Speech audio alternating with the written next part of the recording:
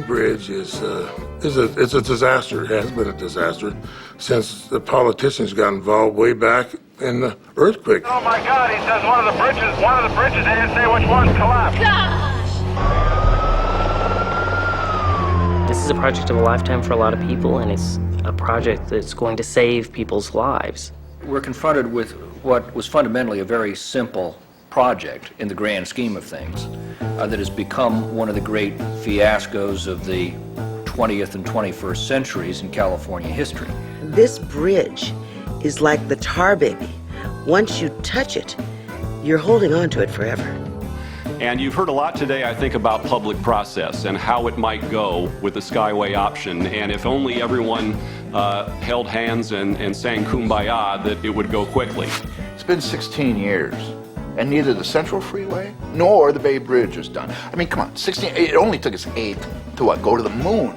You'd think by this time they'd have something, I don't know, an off-ramp maybe, a drive-through coffee kiosk, something. Here's my prediction. Around the time that the Bay Bridge is nearing completion, the tectonic plates of the East Bay and San Francisco will have shifted and fused together, and we could just walk across. If you don't laugh, you know, what are you going to do? You're going to cry. So we'll just have to continue to hope that the comedy of errors ceases. Going down the road, going down the road, feeling bad. Going down the road, feeling bad.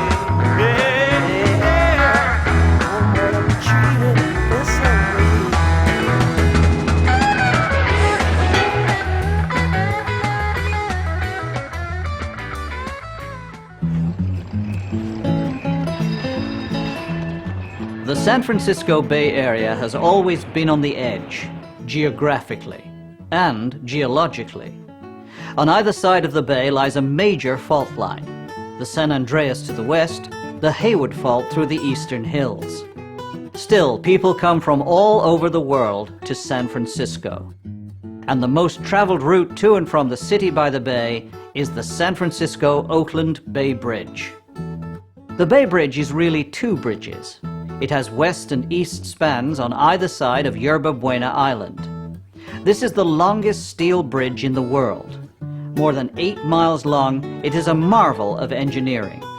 But it is also a bridge across time, a bridge to the future, a future that remains in suspense. It's a national monument to engineering and to mobility. This is the second busiest bridge in the country. 282,000 vehicles cross it every day, so it's an extraordinarily significant structure, not just for the mobility of people getting to work, but also the economy. And when you consider that it was built more than 60 years ago with slide rules and no seismic measurements, it's also a testament to engineering. Well, you know, the first guy to propose a bridge between San Francisco and Oakland was Emperor Norton, who was quite mad, which turns out to be a contagious condition that has affected everybody connected to the bridge since.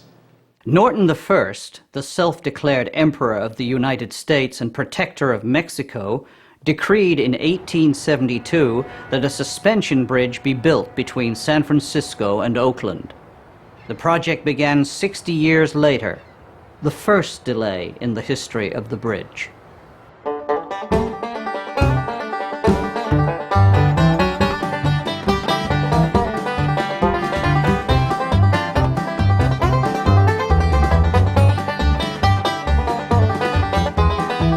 The original bridge, they started the design in about 1932. They started bidding the projects in 1933, and the entire project was done. The entire bridge was built by 36, incredibly quickly. But there was really one man in charge, H.C. Purcell, and he had all the responsibility, but he also had all the authority and the resources he needed to get the job done.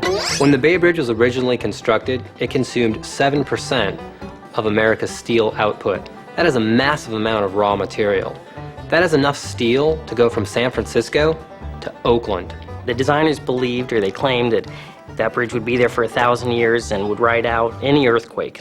Downtown San Francisco in the background, and we zoom into Candlestick Park. For the first time in 27 years, a World Series game will be played. The Battle of the Bay continues. The Oakland Athletics against the San Francisco Giants. Hey, what, we're having an earthquake. Oh my God, we're having an earthquake. Wait a minute. Hold on. Can you feel that? There go the lights. The radio out here, he said, oh my God, he says one of the bridges, they didn't say which one's collapsed. Gosh! Serious damage on the Bay Bridge. Part of the upper deck east side collapsing on the deck below. Heading south onto the Nimitz. That is completely collapsed. That's the upper section collapsing into the lower section. It was very frightening for me when I first learned that a section of the Bay Bridge had collapsed. I couldn't even believe this had happened. Essentially, one section of the bridge collapsed because the pins hold, I say pins, they're bolts, they're I think 1.5 inches thick, sheared. What we now know is had that quake, which lasted only 14, 15 seconds, continued for another 15 seconds, we would have had a major catastrophe on the Bay Bridge. The earthquake of 1989 had an incredible impact on the San Francisco Bay Area. There was a great fear of the collapse of every freeway and a great fear of the collapse of the bridge. Loma Prieta earthquake taught us and showed us without question that the Bay Bridge, particularly the east spans, is vulnerable to large events. And we have to remember that the Loma Prieta earthquake was some 100 kilometers away from this bridge. After Loma Prieta shut down the bridge, the Caltrans went into gear, of course, to make repairs, and they made repairs rather quickly, and within 30 days, I believe. And then, of course, began the debate about whether or not to retrofit and repair the bridge or replace it. Geological evidence is quite strong that there could be a major earthquake on the Hayward Fault and perhaps on part of the San Andreas Fault. We can't predict when a big earthquake will occur in time, but we can say the probability of a magnitude about 7 earthquake or greater is about 2/3, 60% in 30 years. When the bridge was built, there was no understanding of modern seismology. Dogs still seem better at predicting an earthquake than anything we've come up with. Let's build the city pound at the foot of the Bay Bridge. I love these scientists who say that animals can predict earthquakes. Oh yeah, I'll be able to tell there's an earthquake coming because my cat is acting aloof. During the Loma Prieta earthquake, the suspension span to the west remained intact, but it soon became clear that retrofitting the eastern span of the bridge to withstand a big quake was a major challenge.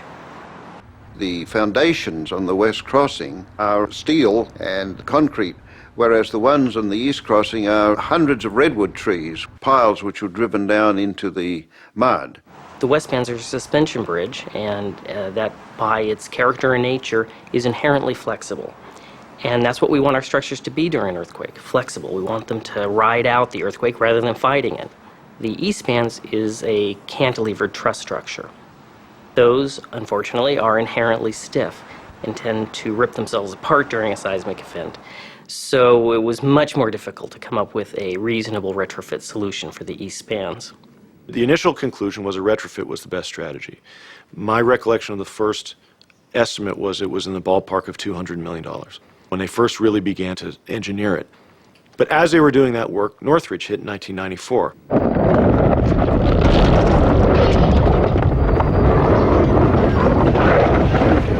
The overcrossing of the southbound 14, as you see here, has actually collapsed and pancaked onto the northbound lanes of the Golden State Freeway. This is one of 9 bridge structures that have collapsed in the Southland. Executive orders lifting the red tape and emergency money is producing possibly the fastest freeway building program ever. It's a tribute to both teamwork and technology that a project of this magnitude could be finished not just on time, but well ahead of schedule.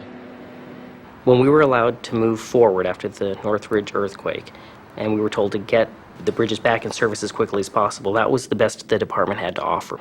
We were creative, innovative, resourceful, and did a damn good job.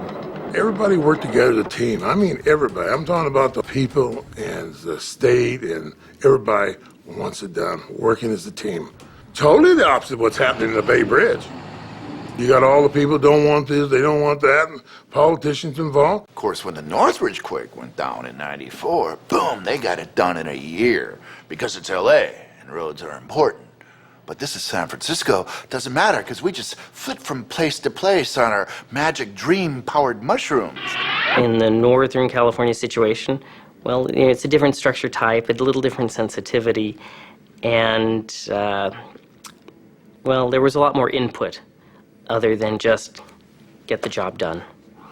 When the Northridge quake hit in Southern California in 1994, shortly followed in 1995 by the Kobe, Japan earthquake, the seismic engineers at Caltrans began to become more concerned about the impacts of a seismic event on the bridge, which really increased the stakes in terms of the design. What Northridge did is put fire underneath Caltrans to get it out of the research phase and get it into PS&E, plan, specs, and estimate. Caltrans retrofitted the east and the west spans of the Bay Bridge. On the west span, orange-clad workers strengthened the foundations, replaced hundreds of thousands of rivets and bolts, and installed cross braces so that this part of the bridge can withstand an earthquake 10 times more powerful than Loma Prieta. The east span received a temporary retrofit, while experts debated whether it could be strengthened enough to survive the next big one.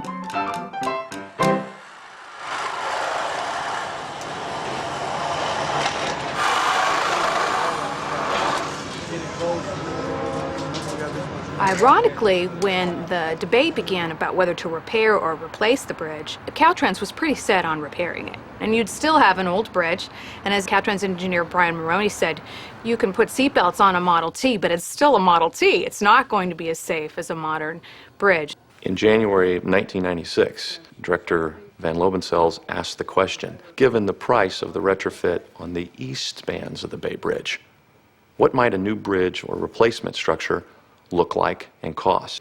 Brian Maroney's answer was, you know, it may be safer to build a new bridge, and it may cost the same. The New Bay Bridge has been studied.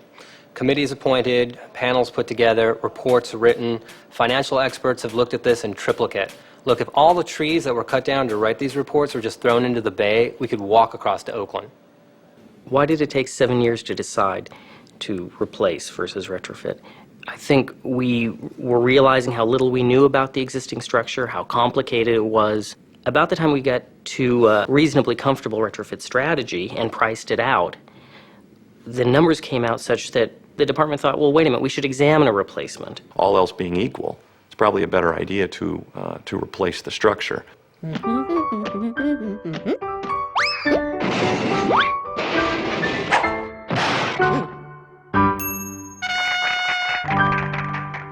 It looks like we have a deal. On February 13th, 1997, Governor Pete Wilson announced that the east span of the Bay Bridge would be replaced. The estimated cost, $1.5 billion. Pete Wilson's announcement was an announcement to declare that we were going to rebuild the bridge and that it would look like a causeway. A causeway is basically a freeway over water. It's been derided by East Bay politicians as a freeway on stilts. They didn't see it as an elegant solution to the problem. Fundamentally, the Skyway's philosophy was, let's keep it clean and simple. Let's have a thin ribbon across the bay. However, it was recognized by many that there might be a desire for something more visually spectacular. Look at the two cities which it connects. It connects San Francisco, this glamorous worldwide icon on one hand, and Oakland, this gritty, blue-collar, military transportation hub on the other. There's always been this envy in the East Bay that the East Bay didn't get its fair share. A lot of this has to do with the East Bay inferiority complex. I mean, they're looking at the Golden Gate Bridge, it's gorgeous. And look at our bridge, it's drab. We can be pretty too.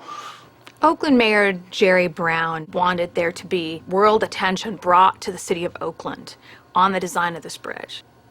I wanted a great, aesthetically impressive bridge. The East Bay politicians particularly rebelled against the design. They put a measure on an advisory vote on the ballot. Overwhelmingly, voters in East Bay communities voted against the so-called freeway on stilts. The governor said, fine, Bay Area, you want a fancy bridge, you pick the design, you pick the alignment, you can pay for part of it. And they had a funding deal that they subsequently came up with. But At the time, Pete Wilson just wanted a new bridge. Director Van Lobensel's presented the Skyway saying this is Caltrans' recommendation. However, if the Bay Area chooses, they can have something else. One high-end alternative was a 2-tower cable stay.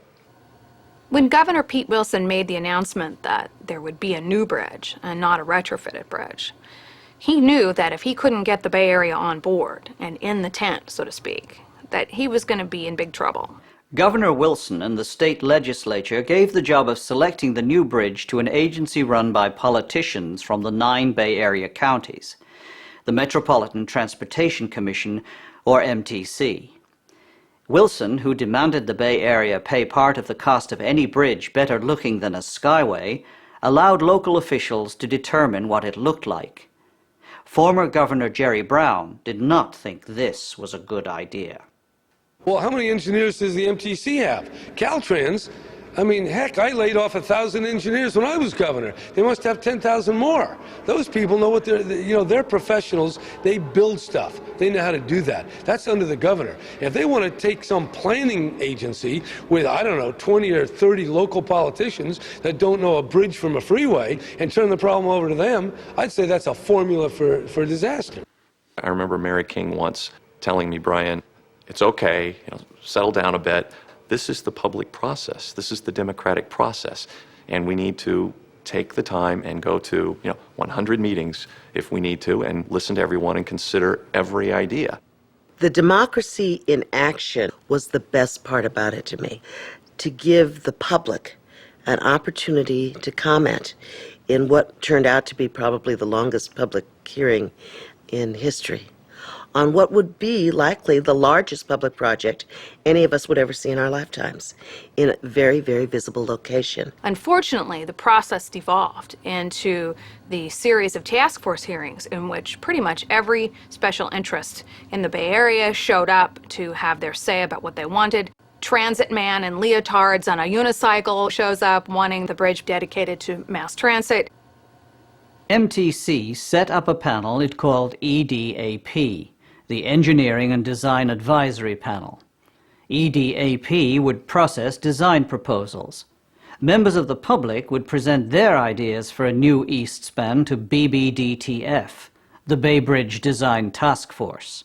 The Caltrans Seismic Advisory Board, the CSAB, would review their choice. The MTC expected EDAP, BBDTF, and CSAB to approve the BB, ASAP. This panel of experts began meeting, and it was an enormous, very laborious process. And trying to get anybody to agree, let alone dozens of engineers and architects to agree, good luck. The public process was supposed to last maybe 6 months. It probably went about 18.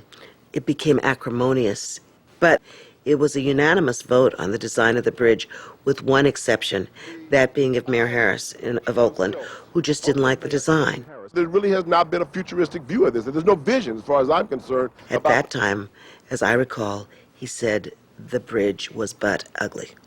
Alameda County Supervisor Mary King grew more and more frustrated throughout the process with the delays and the struggle to try to come up with a design. And she really felt strongly, and to this day feels strongly, that the entire public safety aspect of this process was completely abandoned for what became a political circus, or as she called it, a Three Stooges movie. There began to be issues raised that I think had little to do with the facts that were on the table. And at that point, people seemed to start bumping into each other and poking each other in the eyes. That's when it seemed like a Three Stooges movie to me.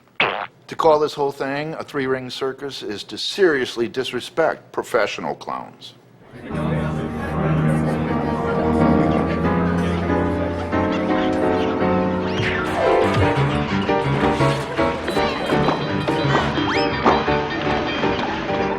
You do wonder, at what point does the open and democratic public process need to be curbed or managed better, in a sense, if you've got a serious public safety project? But as we know in the Bay Area, we care about our bridges.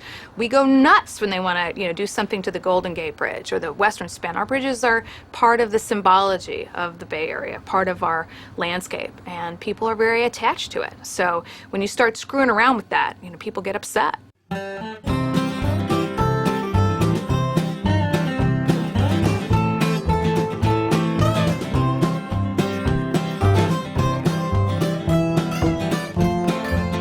The public put many demands on the new bridge and contributed many designs. An archway drawn with a pie tin, a roller coaster, a teepee tower, and a double-breasted two-tower structure. Bicycle advocates persuaded MTC to include a bike path.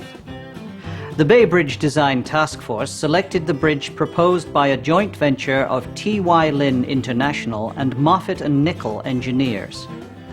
The architect, Donald MacDonald, had designed a self-anchored suspension bridge, or SAS, that actually holds itself up. We must have done 10 or 12 designs. We really studied all the variations, 2 towers, 3 towers, 1 tower, trying to get the best solution. But the process was messy in the sense that we must have had 30-plus meetings with the public, and it was open. In fact, I think it was one of the first times Caltrans really opened it up. In a way, it was a great thing to have because they understood the reasons for this complexity and the magnitude of the problems that had to be solved.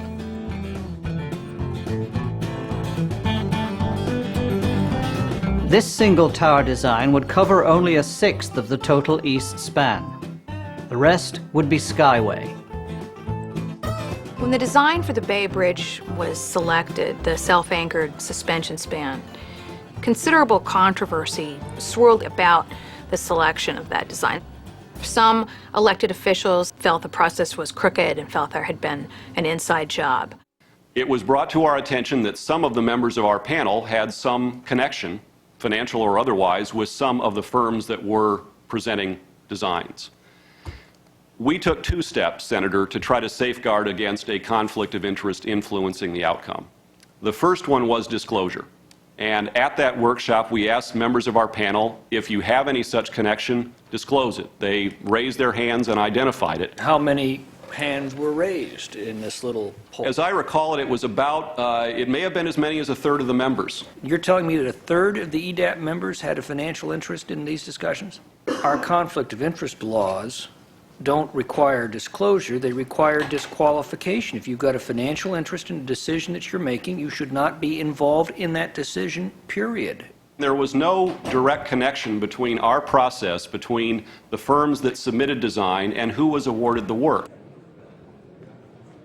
Once the design was selected and that painful process had, come to some sort of conclusion, the next phase of delay started with the Navy and San Francisco Mayor Willie Brown.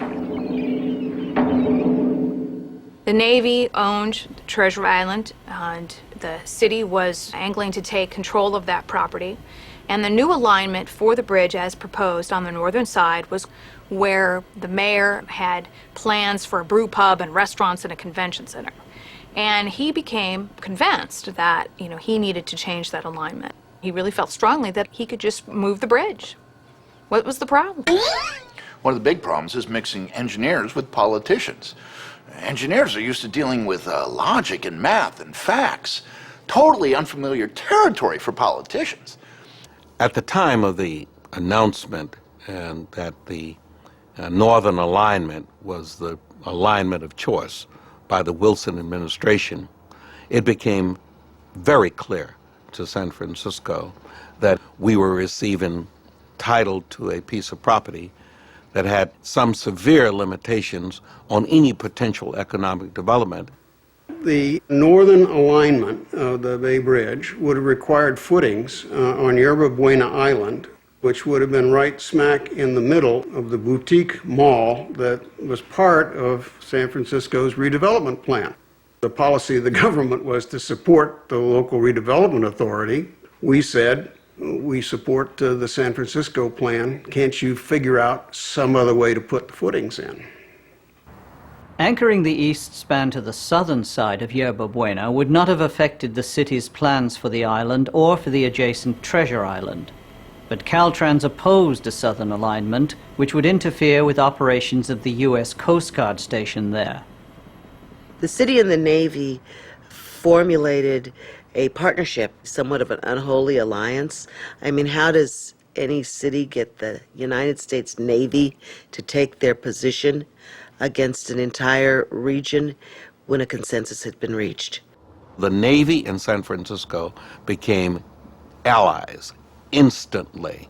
It became as if we were one voice at each stage, and that was good for the city.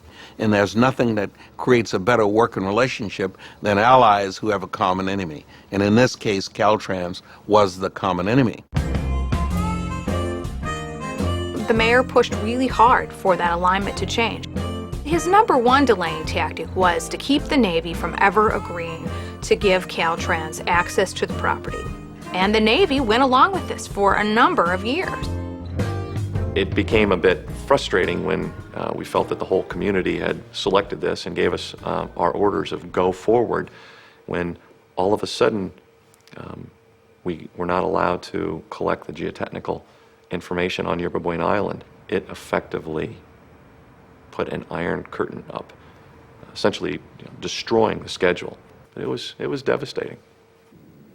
We frequently would go out to the island to look at the existing structure, look at preliminary work, but we were told by the city of San Francisco if we went out there that we would be thrown in jail. Mayor Willie Brown appointed Anne Marie Conroy, a former county supervisor, to head San Francisco's Treasure Island Development Authority. Conroy threatened to sue the state over the northern alignment and tried to woo Mary King. Anne Marie Conroy was somebody that I'll always remember. She took me out on the island to, I suppose, lobby me about the Bay Bridge, whether it be a northern alignment or a southern alignment. And she served me the most stale bologna sandwich. It was really very dry with really horribly hard crust. And I thought, my goodness, if she's trying to convince me to be for her position, she needs lessons. But this was to explain to us that the shadow on Admiral Nimitz' house was somehow going to be such a tragedy that we should change the alignment of the bridge. Is this something out of Lord of the Rings? A shadow must never cross the home of the Admiral. First of all, he's been dead for 40 years. Second of all, he had a ship, an entire fleet, in fact. He didn't need a house. I've stood at the Nimitz house. You look up and there's a bridge. There's going to be a bridge, I think 40, 50 feet closer. Certainly it's going to be a little bit more imposing, but it wasn't as though you were putting a bridge where there had been no bridge. This is a house that's almost under a major bridge, and it's going to sit a little more under a major bridge. Ironically, Nimitz rarely lived in the house. His wife hated the place and spent most of their time in Berkeley. The Navy and the city were able to delay the progress of what I considered to be a public safety project. How in the world could the Navy, who is set up to protect and defend, obstruct the protection and defense of the hundreds and thousands of people that were going across a seismically unsafe span? Well, the Navy felt caught in the middle between the city's desire to redevelop the property and pursue a plan that they had worked out, and Caltrans' desire to put the footings down in a location that was incompatible with that plan. And it felt as though the United States Navy was in a war game with the people of the Bay Area region who had gone through a public and fair process. During this brouhaha, Gray Davis became California's governor. With a Democrat in the State House as well as the White House, many expected a breakthrough on the bridge. Davis wanted this thing built, and Davis's appointments on the California Transportation Commission were beginning to voice his frustration in 2000. And so in May of that year, they brought in the Navy to testify, why are you holding up this bridge? And it was a very politically dramatic moment. And they basically said, if this thing falls down before we're finished, the blood will be on the Navy's hands. Another factor in the bridge delays was the safety issue raised by a UC Berkeley professor of engineering, Abul Hassan Astani. After his bridge design was rejected, he became a fierce critic of the winning self-anchored suspension bridge. I expressed great concerns about seismic safety of this bridge. There are no bridges like this built in the world. Professor Astani had done some computer modeling showing that the SAS tower was critically vulnerable. He took that model to Willie Brown. Willie Brown showed it to Dianne Feinstein. Dianne Feinstein and Willie Brown both invited him to the White House. The Army Corps of Engineers did another study about whether the thing is safe. And because he's a professor and he works in the seismic zones, people had to do analysis all over again. Research and policy for the building of the Bay Bridge since 1989 has largely involved countless panels, review boards, consultants, a detailed study by the Army Corps of Engineers, and I think what we need to do is bronze these guys along with the meddling politicians, and they could be bolted to the bridge in a symbolic position of holding it up, much the way that their input has stalled progress over the years.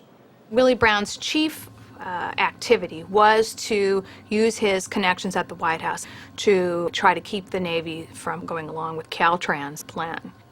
In the end, it was all for naught, and a very smart lawyer at the Federal Highways Administration, Karen Skelton, found this little-known provision in federal law. The nature of the dilemma at Yerba Buena was that it was a three-headed beast, and all three heads could not agree on how to move forward, and there became a food fight in the federal government between the Navy and the Department of Transportation. So somebody had to step forward and resolve that dispute, and the only persons that had the prestige to be able to do that was, in fact, the White House. Willie Brown lobbied President Clinton to support his position on the bridge, but Governor Davis had White House connections too, and he wanted a northern alignment. Gray Davis did make a difference. He deserves some credit for breaking that logjam. Nobody knew how to get out of the mess, and so it took the intervention of the White House to see through the woods. The White House acts as a paternal organization, and when they have two agencies fighting with each other, at some point when the dishes start to smash at the kitchen table, they need to take interest. 6 or so months we met as a team at the White House to try to figure out if there were a way that Caltrans could operate under federal law because it was a federal highway. And we did have a eureka moment. In the end, the Federal Highways Administration was able to find statutes that allowed them to take possession of the land, to take precedence over the city of San Francisco. And once they did that, we were finally able to get onto the island and do the geotechnical exploration. And I think the fundamental point here was that people rightfully were driven and motivated and inspired by the fact that people could die at any time if the bridge were to collapse during a seismic episode.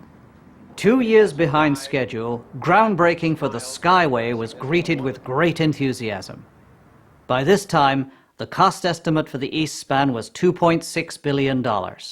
This was a collaborative effort to make this day possible, but it has arrived. God has smiled, recognizing this is a wonderful day. Let's build this bridge.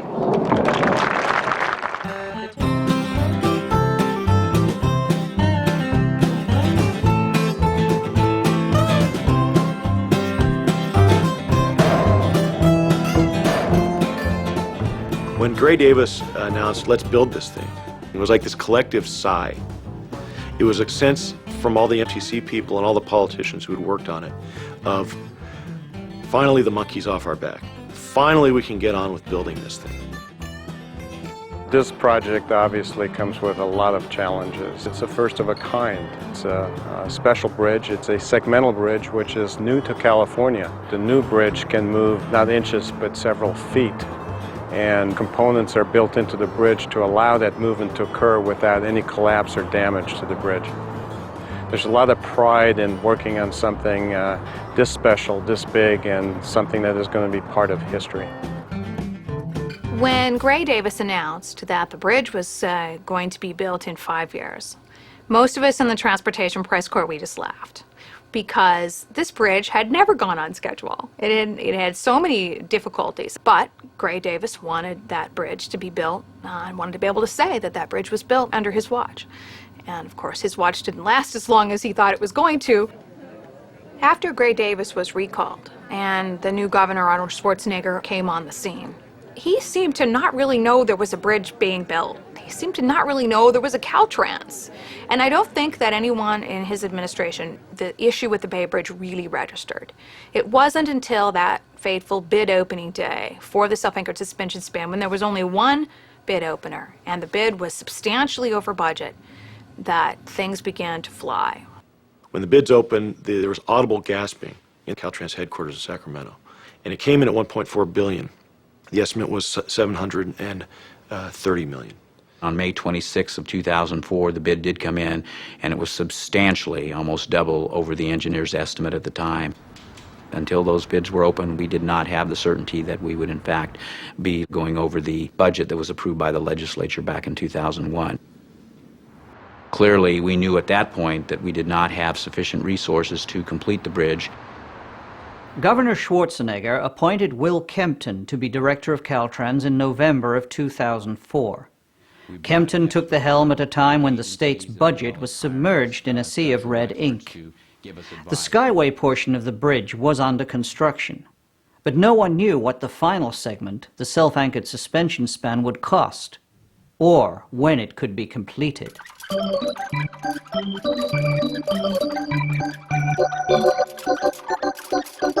Oh. Yeah.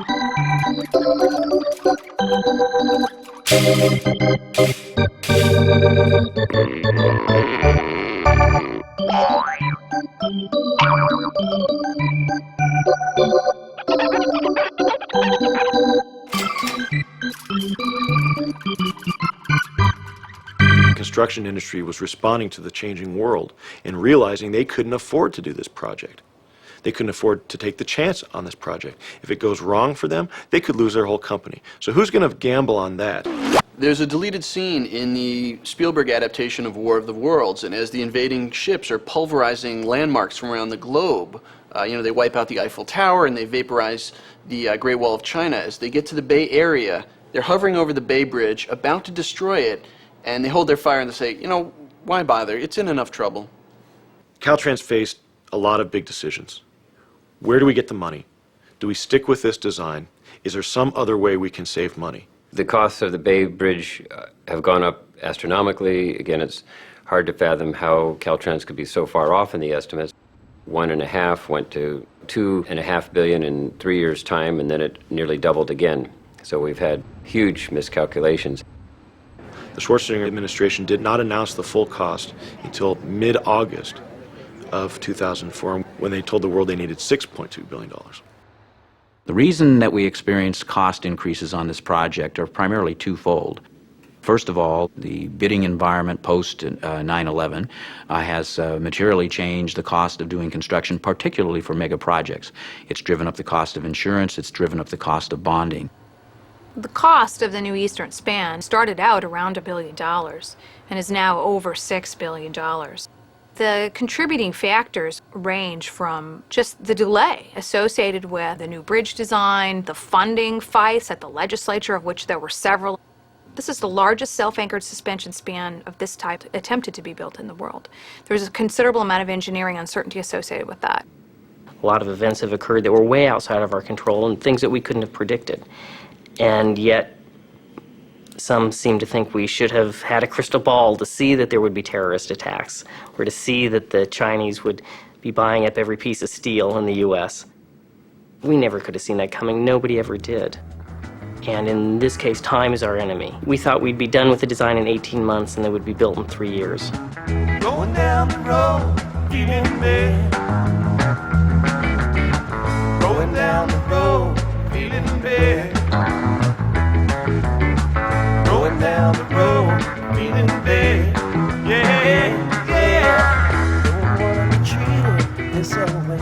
After all these years since Loma Prieta, the public, continues to drive on the old bridge, which every seismic engineer that we've ever talked to says is a hazard. We've really been very fortunate that this great earthquake has not occurred during the period of delay in this bridge. The failure of the East Bay crossing, carrying perhaps the greatest economic stream of any bridge in the country, would be just such as to alter the whole economic basis in the Bay Area, and everyone would be affected. There are issues here which are well beyond seismology and engineering, which go into political questions which no one would have imagined would have arisen. In December of 2004, more than 15 years after Loma Prieta, Sonny McPeak, who headed the governor's Business, Transportation and Housing Agency, made an announcement that shook the Bay Area. Schwarzenegger was dropping the self-anchored suspension span. Based on all of the information we've had, all of the review by experts, all of the independent analysis by the team convened by the Federal Highway Administration, Governor Schwarzenegger and I are proposing that we complete the San Francisco-Oakland Bay Bridge with the skyway design for that main span. It can be completed for, we estimate, at least 300 to 400 million less. I was surprised that Governor Schwarzenegger decided to weigh in on this issue because it had such a life of its own and not a very good life. And Schwarzenegger doesn't like the SAS design, so he stops it mid-construction. I guess it's too much of a girly bridge. Yes, he wants a manly bridge. The governor wants to change it and do it the way I suggest it should be done with the VITA. Let's save the money, let's have a safer bridge, let's go. And I went and also told them that if they wanted to look like the signature bridge, then put a phony tower up in the air and run some cables down, right? You can do that for 10, 15 million, right? And it'll look like a signature bridge, right? So the public driving by, they ain't gonna know the difference anyhow. It's the process that concerns me the most at this moment, because it's the process that somehow led to this monumental fiasco that we're now addressing.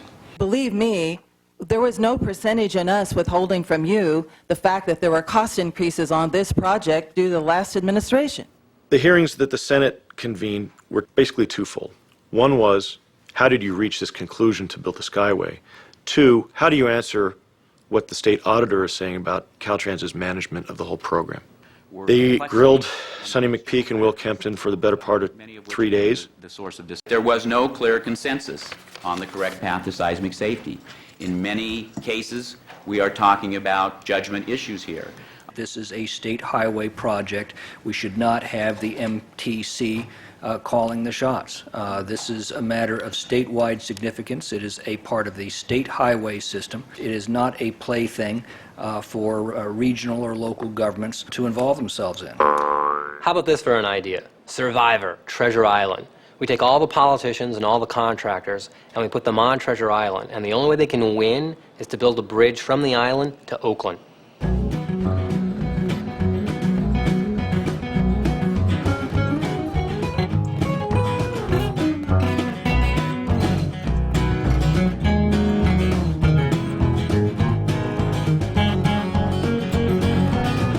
Well, the blame game on this project started from the first day. The first people to get blamed was Caltrans. People love to pick on Caltrans. It's a big organization, it's a big orange organization. How come it took you so long to decide to replace rather than repair? Why did the deliberation over seismic work take so long? I think it's unfortunate that many people have tried to use the department as a scapegoat for the cost increases and schedule delays associated with this bridge project. I think there is a reason to suppose that Caltrans sometimes did not move as quickly as they might. They had other bridges that had to be retrofitted, but the main problems lie outside Caltrans' control. Politicians being involved definitely has a big bearing on the dollars, a huge bearing on the dollars. The state didn't design this job. They hired outside designers for this job, and I think that was a terrible mistake. Then we shifted into blaming Willie Brown because of his opposition to the alignment and the other mayors who wanted to design. Then we blamed the legislature and the lawmakers for not being able to come up with the right fundraising to be able to pay for the bridge. And then we come down to blaming Osama bin Laden. Well, it's been one of the more frustrating things that I've encountered in all my years as an elected official. I've worked on countless public works projects. I've never seen anything like this go so far off base, so far off original estimates, and get so embroiled in politics. Several years ago when I began, reporting on this, I could have never imagined that the price tag would be over $6 billion. The cost of the state and the Bay Area's inability to come to an agreement on this bridge has been horrific. We have racked up escalation costs of $400,000 a day. At least $140 million has been attributed simply to the delay during this bickering. I don't think you can make light of this horror and this incredible delay and this incredible increase in costs. The rising costs that shocked even Mayor Willie Brown were due to years of delay and the global increase in demand for steel and concrete.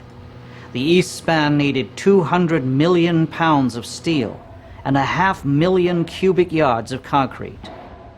The tab for the bike lane was $225 million. And then there were the environmental protections, like the bubble curtain Caltrans built around the piers to protect the fish. There was a sensitivity to how we could protect the environment. When you pound piles, there's a great transfer of energy from the hammer to the pile and then from the pile to the water. And that energy wave can kill fish. It's like if you threw a stick of dynamite into a pond, the fish are either killed or stunned. And what we do is we surround that pile while it's being driven with bubbles that are just blowing massive amounts of air around it. And that attenuates or softens that shock wave and protects fish. The latest saga to strike the Bay Bridge construction came up a little bit earlier this year, in which a group of welders on the skyway portion of the bridge alleged that their employer had forced them to work too quickly and to gloss over bad welds in order to get the project ahead of schedule. And this, of course, caused construction to come to an immediate halt, caused considerable delays. The FBI became involved. Hey Randy, this is Sean, just checking in, see if there's anything new about the bridge. When we learned of the FBI's investigation, we felt it would be derelict not to report the story. It took us 9 months. We didn't get into this lightly. We wanted to get multiple sources. We wanted to get documents. We immediately halted concrete pouring on the project after these allegations were surfaced, knowing it was going to be an expensive process, but nonetheless we felt we had an obligation to demonstrate to the public that a safe bridge is being constructed. And I'm happy to report that the Federal Highway Administration clearly demonstrated that our practices meet or exceed industry standards. And so we feel that we've been vindicated with respect to those allegations. I'm very proud of the effort of our folks working on this bridge. Their dedication and their commitment to the project is truly very impressive. Construction resumed on the Skyway, but the Republican governor and the Democratic legislature remained deadlocked on how to complete the bridge. Finally, Schwarzenegger agreed to accept the signature span. After 7 months gridlock, Governor Schwarzenegger and his crew conceded on the design, said, okay, Bay Area, you can have your self-anchored suspension, but the state capped its contribution on the overruns to $630 million. And in return for that concession, the Bay Area would assume joint custody or joint management control over the construction of the rest of the bridge. Once Senator Don Perrotta talked with Arnold Schwarzenegger, they had a discussion, and in a matter of a few hours, the deal was done. In the compromise deal, bridge tolls will rise to $4, a year earlier than planned. And the state will pay less than 20% of the remaining costs of the new bridge. We now have a plan that will give us a safe bridge, a modern bridge that preserves the original design, and a bridge that can be built as quickly and as affordably as possible. So all this makes me a very happy governor today. I'm very confident that we have made the right decision, that the skyway that the governor's office wanted to pursue would not have been acceptable to the Bay Area, and in fact may not have been built on time because all their environmental work would have to be redone. It took 5 years to get the environmental work done here. What we needed first and foremost was a decision so that we could begin to build a bridge and get seismic safety in that small gap as quickly as possible. I think we're all relieved. If I could characterize the department's response, we're happy to have a decision. Under the new legislation, really an unprecedented element was added. The Bay Area Toll Authority would assume project management control with Caltrans and the California Transportation Commission over the construction of the rest of this bridge. We'll be able to go into meetings now and see decisions being made on this bridge at a level the public had not had access to in the past.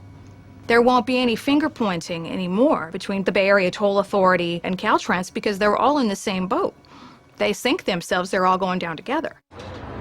One of the reasons that the additional oversight was incorporated in the legislation was concerns about the management of this particular project over the past couple of years.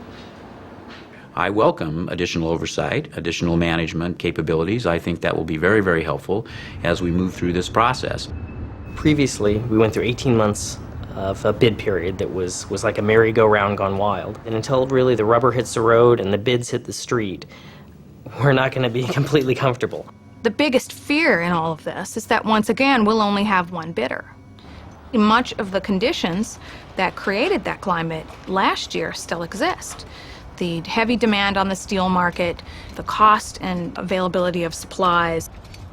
In going back to the SAS, I think we all have cautious optimism. We created a vision of a world-class, beautiful structure, and it's highly technologically advanced. It's one of a kind. Nobody's built anything like this before, so I don't think any of us can fully envision the problems that may come up until they're out there fabricating the pieces and fitting them together. That's when we'll really find out where the bodies are buried. I probably shouldn't say it that way, should I? Well, I think the moral of it is to keep as much of the politics out of it as possible, and to remember there's a lot of big money rolling around. And when you get into these huge projects, the profits are incredible. It's like a gravy train. I think the story of the Bay Bridge will be about the interconnection between politics and engineering, and how you can take a perfectly simple engineering concept and let politicians get a hold of it and drag it out for 15+ years and drive the costs up sixfold. It's very likely that in the end, the saga of the Bay Bridge will grow in size and endure maybe as a legend, maybe as a parable. And I picture an old man telling the story to his grandchild, and then the kid asks at the end, like, "Grandpa, what happens? Did they build a bridge?" And then the grandfather has to break it to him and say, well, you know, maybe in your lifetime. When you're pregnant for 9 months and uncomfortable, it seems really, really long. When you have a successful birth, you forget the pain. Hopefully, this bridge will one day be a successful birth. All the controversy will be forgotten, and people will really appreciate the monument, the symbol of the Bay Area, the symbol of California.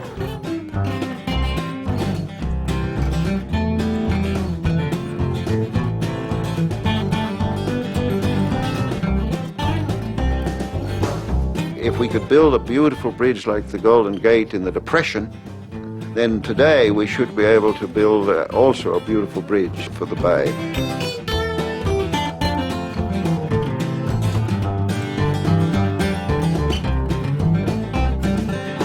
All I know is that the minute the bridge is open, almost everybody will forgive and forget whatever delayed its opening. It may well turn out to be a pretty good play on Broadway someday, you know. We get to see who would play Willie Brown, and who would play Mary King, and who would play, of course, Governor Schwarzenegger could play himself.